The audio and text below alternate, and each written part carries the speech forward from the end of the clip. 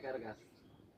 আপনারা কোন যে টিয়া গাছে ধরে না, এই যে দেন টিয়া গাছে ধরছে, হাজার হাজার টিয়া আছে না। এগুলা আমগো আদিবাসী আছে যে গ্রামে, এরা বৌদ্ধ বিহারে দান করবো আর কি, শিকড় দানে দান করে। এগুলা এগুলা মানে ওরা নিয়ে যায়, বান্ধবদেরকে দান করে এটা টাকাগুলা। এগুলা মানে একটা আর কি, সৌন্দর্য আর কি টাকাগুলা। এগুলা শিকড় দানে দান করবে বান্ধবদেরকে, খুব সুন্দর। তো আমিও দেখি সুন্দর লাগলো, তো 10টা টাকা আমি এখানে রেখে দিলাম। খুবই ভালো লাগতেছে, খুবই সুন্দর টাকার গাছটা।